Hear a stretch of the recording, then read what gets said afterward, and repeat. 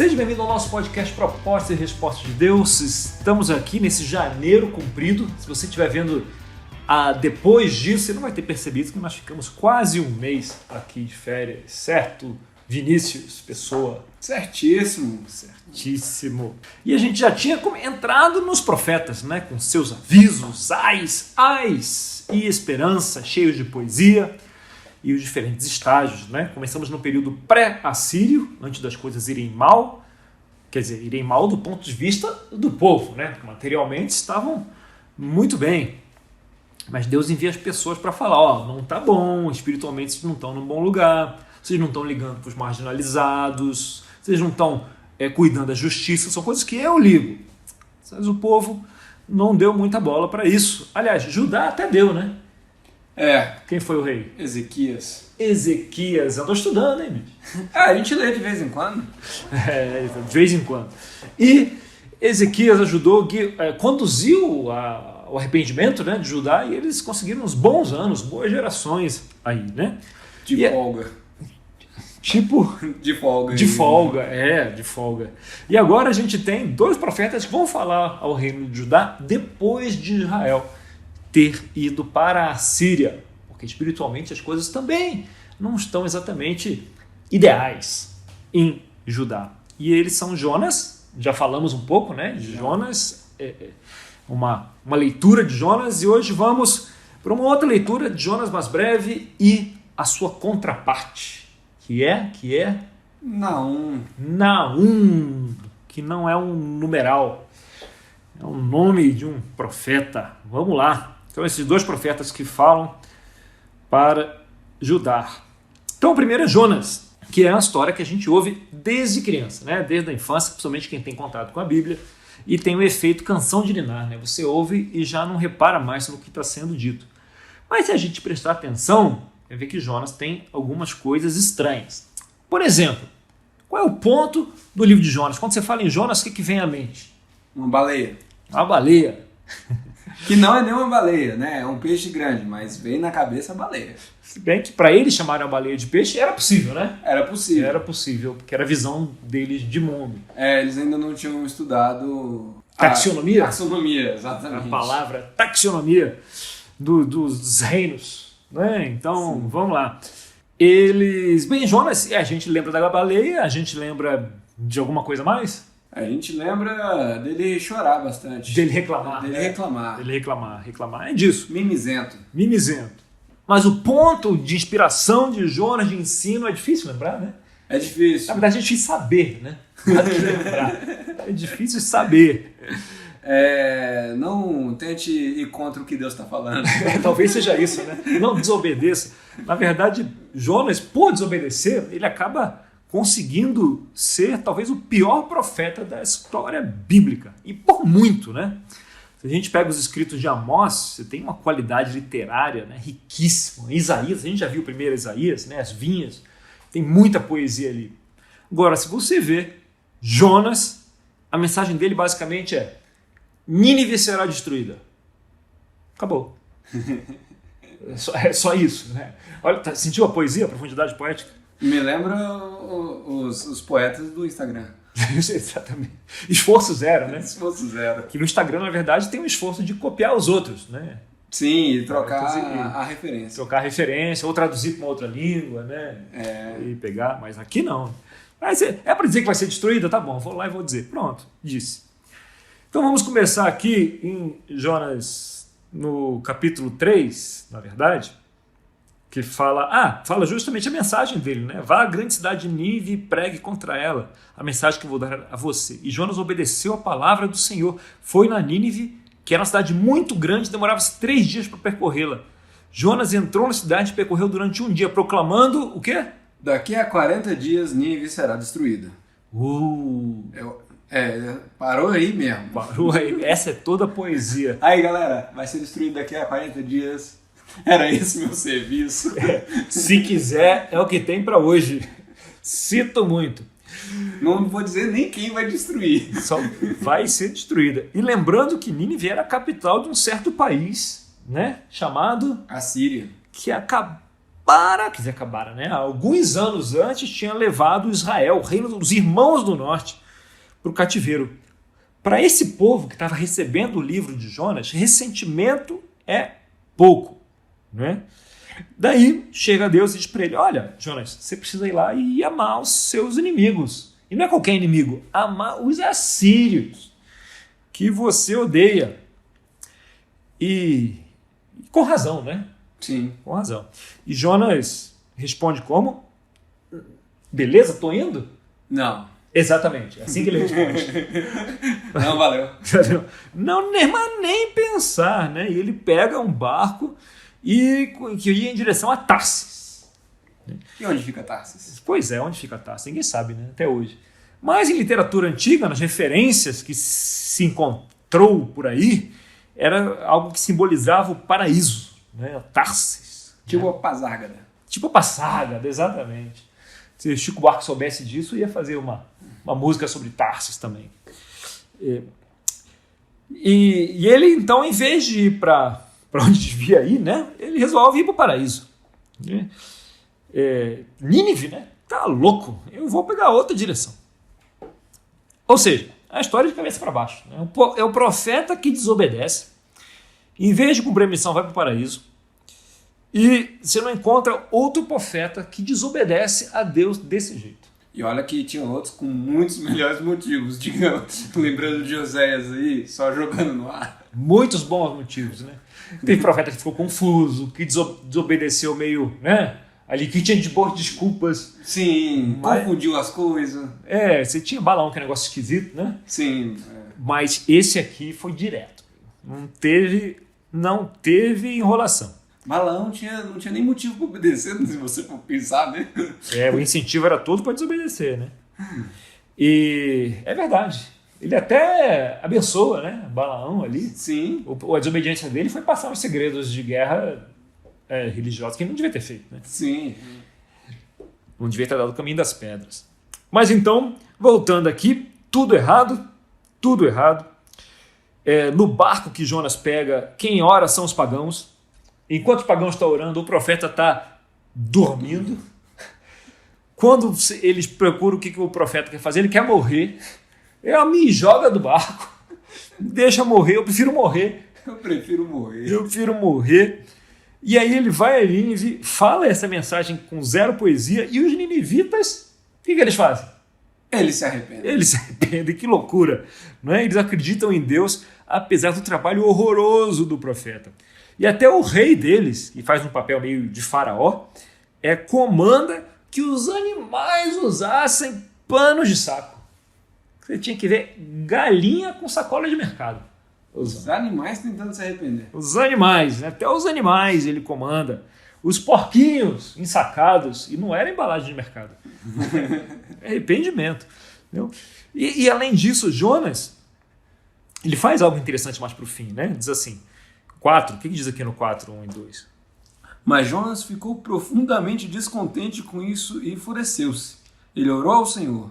Senhor, não foi isso que eu disse quando ainda estava em casa? Foi por isso que me apressei em fugir para Tarsis. Eu sabia que tu és Deus misericordioso e compassivo, muito paciente, cheio de amor e que promete castigar, mas depois se arrepende. Então esse era o motivo pelo qual eu não queria ir para Nínive, tá bom? Eu estou cheio de razão aqui. Só que as palavras que Jonas escolhe, e vê, nenhum profeta bíblico era um cara que não conhecia o texto, né, as profecias. Agora olha as palavras. O pior que ele fosse. Até Jonas conhecia o texto. Elas são quase cópia exata de quando Deus se apresenta lá em Êxodo para Moisés. Ele fala: Senhor, Senhor, Deus compassivo e misericordioso, paciente, cheio de amor, de fidelidade, que mantém o seu amor a milhares e perdoa a maldade, a rebelião e o pecado. Está lá em Êxodo 34, 6 e 7. Então, que Jonas... E Jonas repete, né? Eu sei como o Senhor é. O Senhor é misericordioso, compassivo e muito paciente, cheio de amor. Ele fala quase igual. Ele cita tudo. Mas um elogio da apresentação de Deus a Moisés ele tira, ele omite. E se você conhece a linguagem, se você fala profetês, você tem que ficar de olho no que sai do discurso. Porque se nem Jonas esquecia o que Moisés tinha ouvido, quanto mais Deus. Deus sabia. E o que ele deixou de fora foi a tal da fidelidade.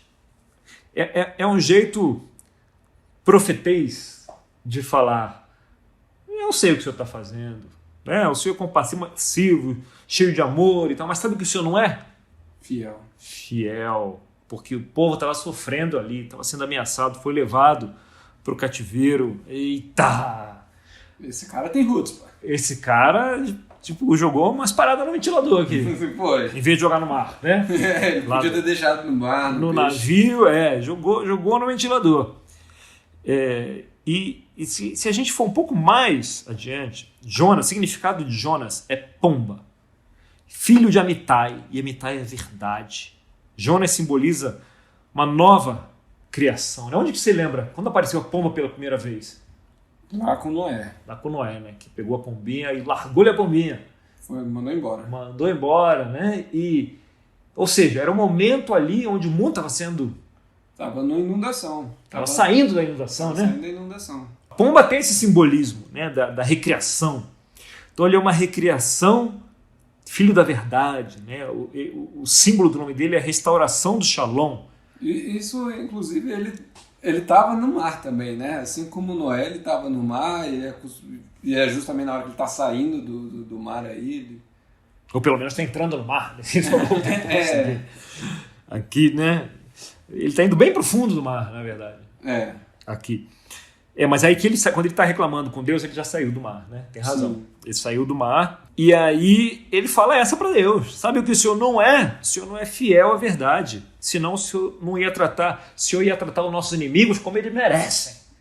E como eles merecem, o que ele quer dizer eles merecem o quê? Destruição. Fogo e enxofre, né? É isso que eles merecem, isso que Jonas está falando. No fim, ele constrói um abrigo. E por que alguém construiria um abrigo? Porque ele vai ficar um tempo. Vai ficar um tempo, né? Ele quer ficar na sombra. Ele quer ficar na sombra. Constrói um abrigo, quer ficar na sombra. Ele se senta a leste, que é de onde costuma vir o julgamento. Ou seja, ele senta no lugar onde vem o julgamento. Ele sim, agora esses ninivitas. Eu avisei os ninivitas, mas eles, conhecendo os ninivitas, eles não vão se arrepender nunca. Então eu vou ficar aqui a leste e vou só observar o julgamento. Eu sou um profeta e eu vou agir profeticamente. Vou só observar como é que Deus vai tratar esses caras aí. E ele senta então a leste. Exatamente. E fica lá, esperando o julgamento. Esperando ver se Deus ia fazer o que ele tinha de fazer. Daí, Deus olha aquilo e faz uma planta crescer. Que nem precisava, né? Porque Jonas já tinha feito um abrigo. Mas ele abençoa Jonas de qualquer forma e Jonas fica contente com aquilo. Se lembrarmos de histórias com tantos problemas como a de Nínive, né? Tantas coisas esquisitas, costuma significar o quê? Presença de um... quiasma! Jonas bravo querendo morrer, capítulo 1 e 4. Né? 3 dias em Jonas no peixe, 3 dias que levava para atravessar Nínive. Né? Ele se arrepende, Jonas se arrepende, Nínive se arrepende, capítulo 2 e 3. No início e no fim fala da grande cidade, Gadol, né? Grande cidade de Nínive. E há esse destaque para esse arrependimento que ocorre depois de 3 dias, tanto de Jonas quanto de Nínive.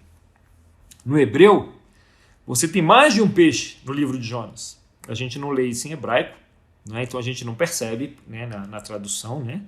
Mas Jonas é engolido por um peixe macho e ele ora na barriga de um peixe fêmea e depois é cuspido por um peixe macho. No hebraico existe essa nuance. O tradutor, coitado, vai falar peixa. Né? Então, paciência. Ficou na estrada essa tradução. O que é um vacilo do tradutor. Podia ter feito uma nota, né? Então, ele lá no meio, no centro, né, ele ora num peixe que é transgênero, né? Peixe trans. Ele ora na barriga de um peixe fêmea.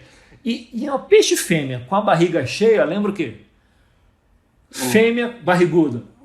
grávida. Lembra uma grávida, né? Uma prenha, vamos lá, são Prenha, animais. né? Animais, né? E depois ele é expelido da praia. Né? Como se Jonas está Nascendo. Não foi expelido sequinho e limpinho, né? Foi expelido todo lambuzado, cuspido, está nascendo ali, né? Em terra seca. Terra seca, não Jonas seco, já está todo melecado aqui. Então, o feminino ele está relacionado com o nascimento, no caso de Jonas, com esse renascimento. Né? A fonte disso é o rabino David Foreman, né? No Aleph Beta, vamos dar os créditos, né? Aleph Beta. Quando você examina o fim do livro de Jonas, você percebe que uma das coisas que Deus quer que Jonas perceba é como Nínive é tão cheia de potencial. O renascimento de Jonas, ele se arrependeu, né, na barriga da baleia, ali nessa gravidez, ele nasce novamente, ele prega a Nínive e Nínive se arrepende. Na mudança, no arrependimento de Jonas, há potencial para uma cidade inteira. E Nínive, se arrependesse, teria o que também? Potencial. Potencial, né? Então, uma vez que Jonas está disposto a se arrepender, nova vida acontece. Se olharmos para Nínive, que não é exatamente uma grande cidade, né? Ela estava falando de gente que torturava cativo, violava mulheres, né? Matava crianças. Mas você vê aqui a palavra Gadol, grande peixe, grande cidade, grande tempestade. E a única coisa que você espera que seria Gadol com Nínive, né? Que é a ira de Deus, não é. Não é. Esse livro ele é realmente de ponta cabeça. De ponta cabeça, né? Não é. O vento do leste, onde Jonas fica, que você espera que seja um julgamento Gadol, grande, imponente. Não é. E se você é um israelita que teve seu país arrasado pelos assírios, você quer saber por que cargas d'água Deus não destruiu ainda esse país. E a mensagem parece ser, ainda que eles sejam horríveis, ainda que essa cidade seja cheia de gente, aqui essas pessoas têm potencial. As pessoas, no geral, têm potencial quando há esse arrependimento. Então Deus faz. Além disso, dessa mensagem, a gente vê essa planta que cresce sobre Jonas, ainda que ele já tenha feito um abrigo. Deus ainda dá essa planta, que ele nem precisa, mas Jonas fica contente. A planta simboliza aqui uma bênção de Deus, de graça. Quem nem precisa. Mas Deus, na sua bondade, além do seu abrigo, eu vou fazer uma planta aqui, vai ser uma sombra dupla em cima de você. De nada.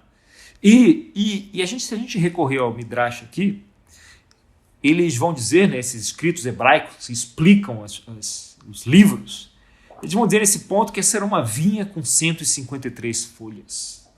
E se você sabe o que é o número 153, claro que não, nem eu sabia antes de ouvir aqui o Bema sobre isso. 153 simbolizava o número de nações pagãs. O que estaria implicando aqui para Jonas que a bênção de Deus seria para quem? Os pagãos. Para os pagãos. Como uma lembrança. Lembra de Abraão? Que Deus disse que iria abençoar por meio de Abraão quem? Todos os povos. Todos os povos, exatamente. Falando assim, meio que assim, Jonas, você se perdeu na história, filhote. Eu me importo com o Nínive, eu me importo com os pagãos. Essa vinha, a gente fala que o profetês, né, brigando com Deus, essa vinha é Deus-eis, né?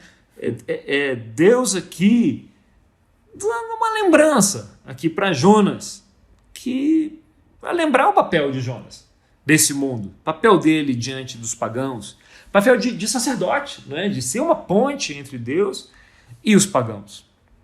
Deus espera isso. Espera quando planta uma vinha em Israel e espera quando planta uma vinha aqui, né? Nas igrejas, que somos nós. Essa mensagem para os pagãos. Então é uma história que dialoga com o ressentimento e com a raiva que o povo de Israel estava sentindo naquele momento. É interessante que, em teoria, essas nações elas estão dando sombra para Jonas, né? Então, mesmo se você abençoar as nações, elas então iriam abençoá-lo também. Olha que bonito, né, o ciclo, né? Você Sim. abençoar e se relacionar bem, né, com as nações e pode haver um ciclo aí beneficial para todos, né? tanto potencial. É uma história que nos lembra disso, dialoga com esse ressentimento, e a mensagem de Deus continua firme até o final. Né? Não deveria eu ter pena dessa grande cidade? Não deveríamos ligar para isso? E os judeus sempre leem esse livro depois do feriado de Yom Kippur, que é um feriado do arrependimento, né? 8 dias de meditação sobre os erros, sobre os pecados. Yom Kippur é o dia do perdão, né? Porque no fim do arrependimento é onde reside esse potencial. No Yom Kippur você tem que se perguntar por que Deus me perdoaria depois de todas essas bobagens que eu fiz esse ano. E todo ano, eu nesse feriado, eu trago esse lixo todo aqui diante de Deus e Ele me perdoa. A cada ano. Por que Ele faz isso? Porque Ele fez com Nínive, né? Então se Ele fez com Nínive, eu tô bem. Se arrepender, né? Se arrepender. Você tem potencial, né? Como um ser humano, até os seus inimigos têm potencial. Né?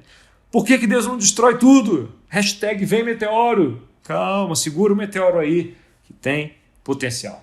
Então ele segura a mão,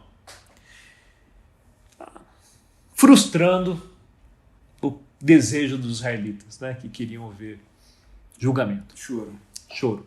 Agora, o contraponto de Jonas é um outro coleguinha dele, um outro profeta, que traz o outro lado dessa balança, o outro lado dessa gangorra, que é o tal de Naum. Mostrando que a forma como Deus lida com o mal pode ser um monte de coisa, mas não é simples. Não tem uma fórmula, né? O que deve ser para o bem, né? Se tivesse uma fórmula, a gente ia fazer bobagem com a fórmula. A gente faz bobagem sem a fórmula. Com a fórmula ia ser terrível. A gente ia fazer uma constituição em cima da fórmula, cheia de regulamento, ia ser terrível.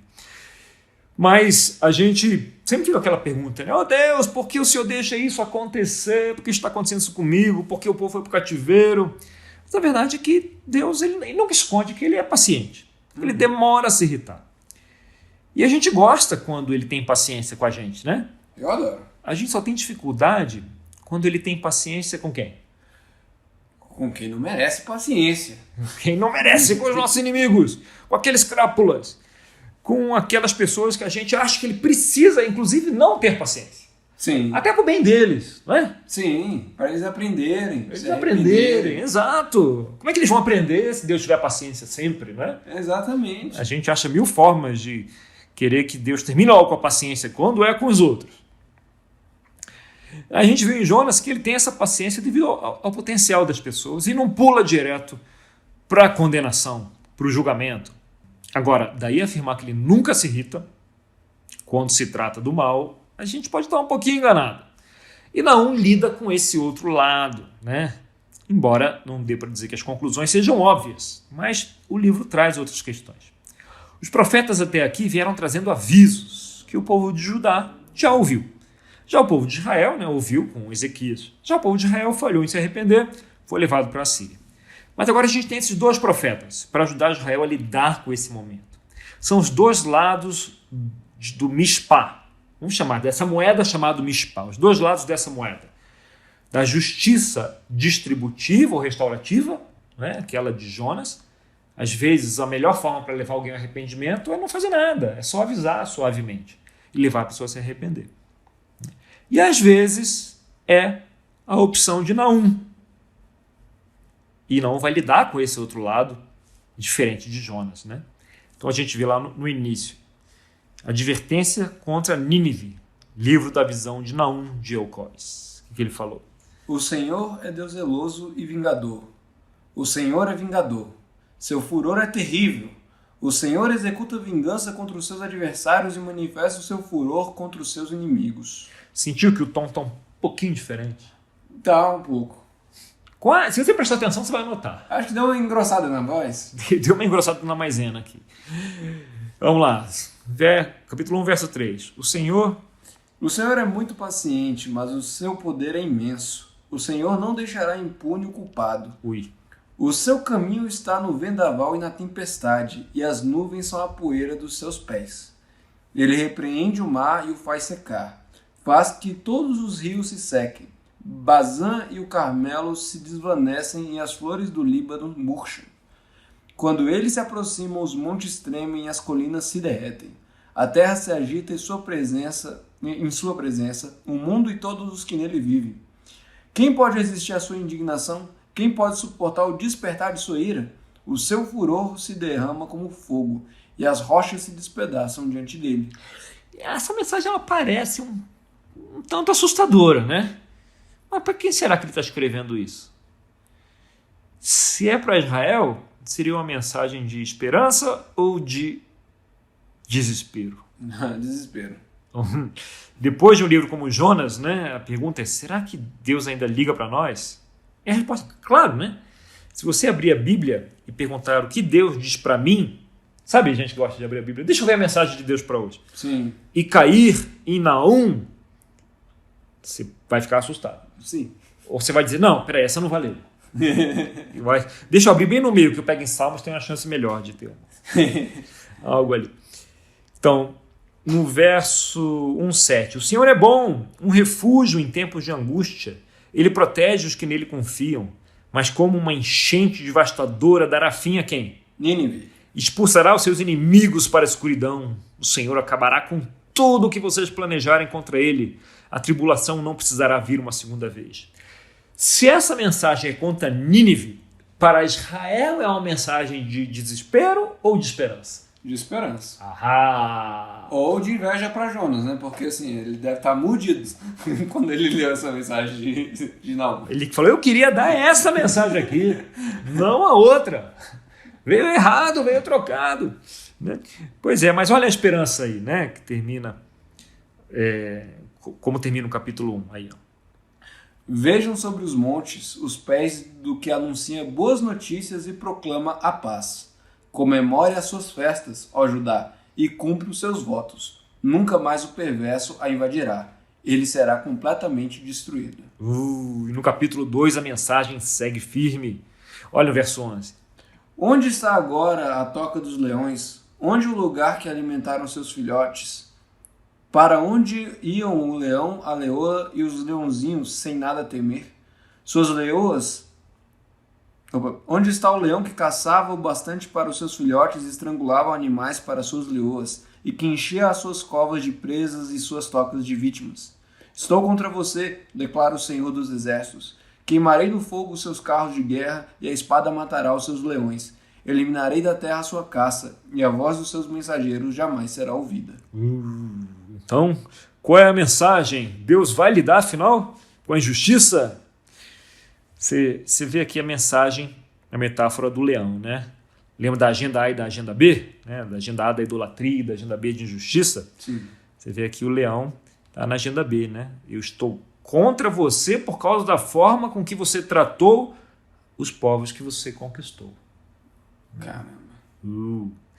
Tanto que o reinado da Síria acaba sendo mais breve do que os outros, né? Que vieram depois, também eram sanguinários, também tiveram. A Babilônia também teve suas mensagens. Sim. Não é?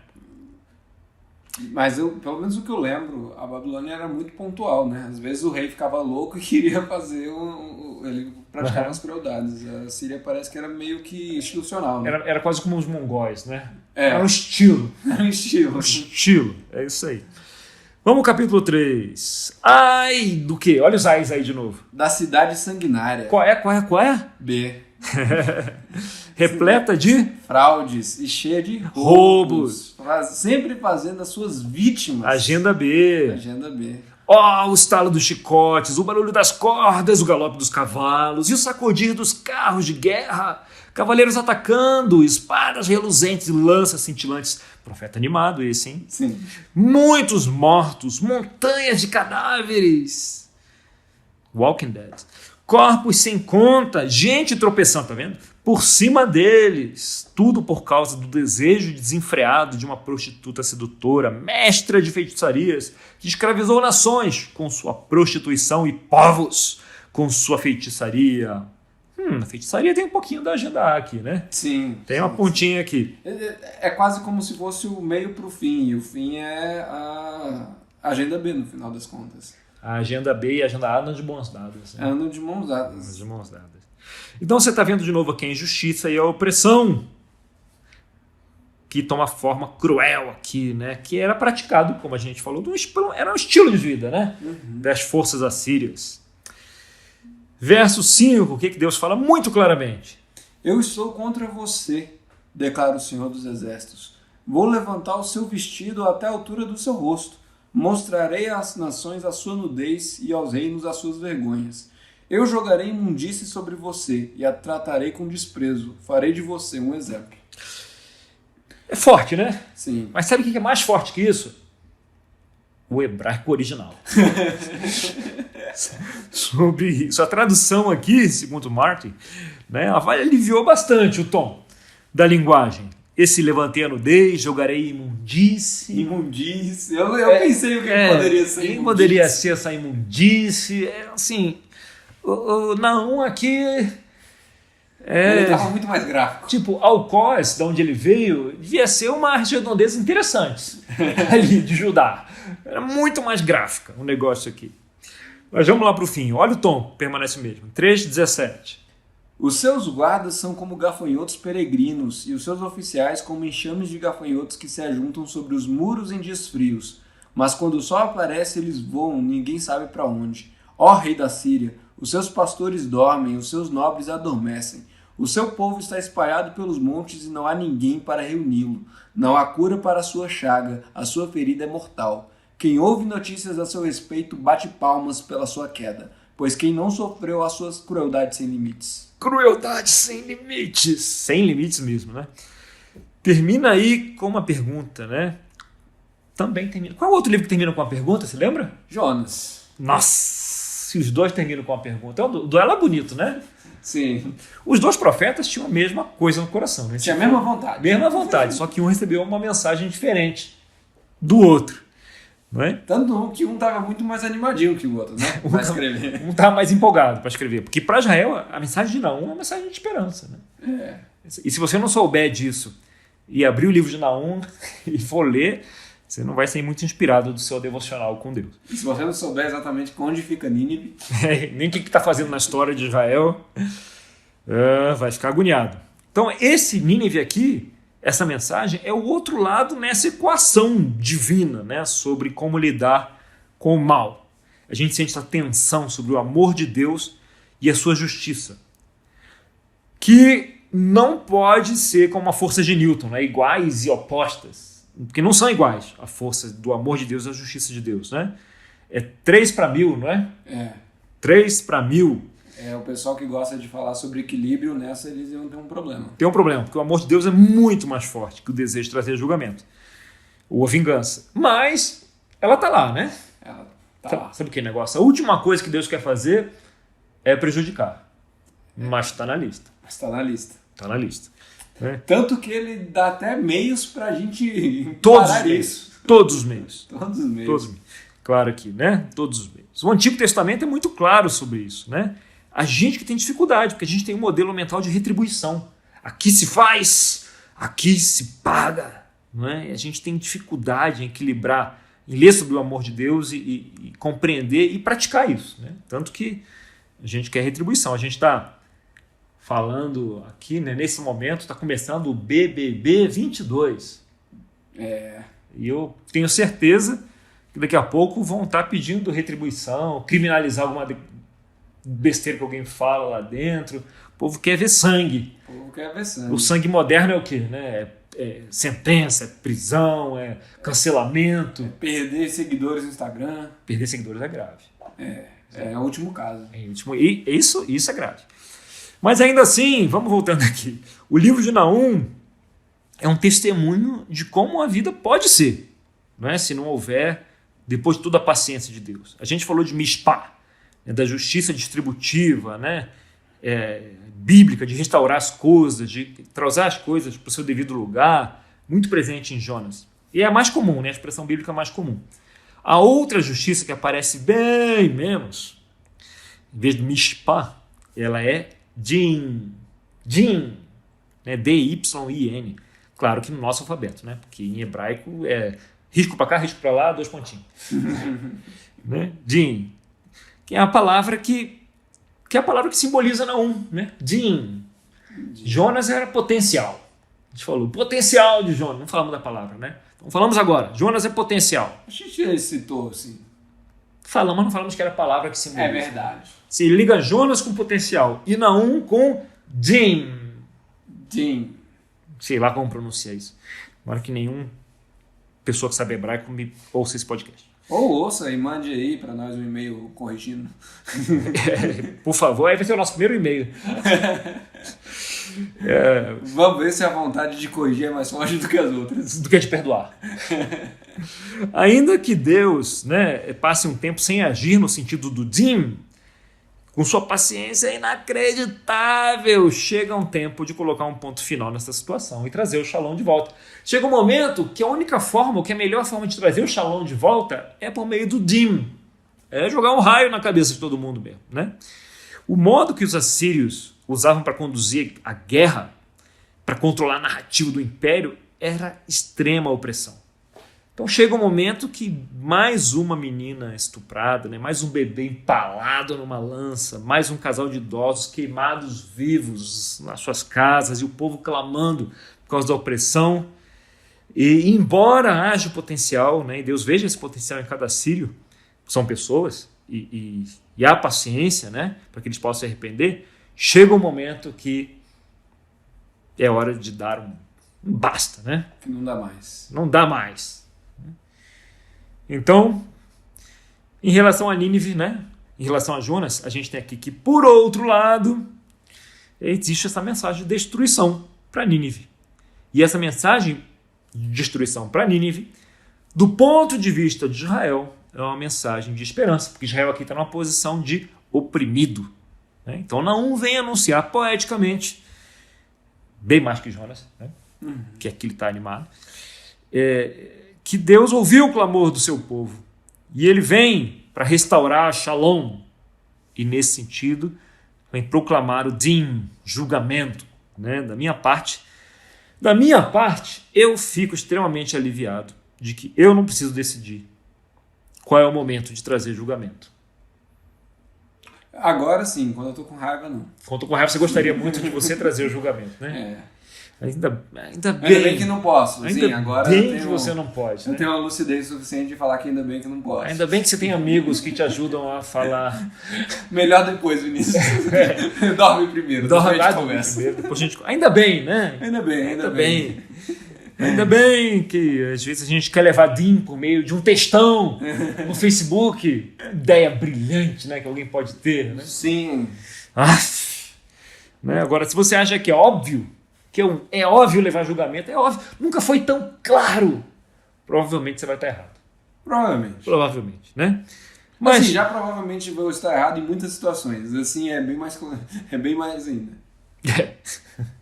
Exatamente. Então, olha como termina. Ó rei da Síria, os seus pastores dormem, seus nobres adormecem, seu povo está espalhado pelos montes e não há ninguém para reuni-los. Já lemos isso, não é? Sim. Quem ouve a notícia a seu respeito, bate palmas pela sua queda. Quem é que bate palmas pela queda? Quem ouve a respeito da queda. Exato. E quem era aqui? Os israelitas. Israelitas e os judeus. De Judá e todos os povos. Todos os povos que estavam sendo oprimidos por eles. Batiam palmas. Pois quem não sofreu com sua crueldade sem limite? Dá para sentir aqui como Deus se importa com as pessoas. Um possível quiasmo, né? Possível. Fica a missão para você estudar, descobrir aí, não é? Então, é assim, né? Quando você está no rumo do Mishpah, Deus se importa com as pessoas. E você tem a justiça restaurativa, que a gente viu em Jonas. Você tem a justiça retributiva, Din, que a gente viu aqui em Naum. Não é? E a gente sabe que a vingança pertence a quem? Ao Senhor. Ao Senhor, né? A gente tem que aceitar. Somos chamados a aceitar esse convite para confiar na sabedoria, no conhecimento e na história que Deus está contando. Deixa com Ele a vingança. Ele sabe quando a vingança é necessária, se ela é necessária, porque a gente acha que ela é muito mais necessária do que ela eventualmente é. Né? Então a gente tem Jonas numa mão, Naum na outra. E esses dois lados para considerar. Isso me faz pensar, né, do quanto que não adianta pedir pela vingança. Você pode sentar, fazer um abrigo, acampar, protestando. Ficar esperando. Pela vingança, e Deus vai decidir quando ela vai ser necessária. Assim, se fazer uma observação, a gente pode dizer que não adianta, mas vale. Deus ouve. Deus ouve. Se ele vai fazer do jeito ou não, ou vai achar que o momento é 10 anos depois, é com ele. Mas ele ouve, né? É uma oração válida, né? É uma oração válida, é verdade. E libera o coração, não libera? Libera. A gente já falou sobre isso em Salmo. Libera, né? Imprecatória. Imprecatória. Imprecatória. Orações imprecatórias. Isso aí. Muito bem, gente. Então, com isso, pode dormir pensando Jonas versus Naum, esse duelo de profetas que pensam de uma parecida, mas um gostou muito mais da mensagem que ela dando do que o outro, né? Tá bom, né? Tá bom por hoje. Tá bom por hoje. Tá bom por hoje. Um abraço, pessoal. Até a próxima.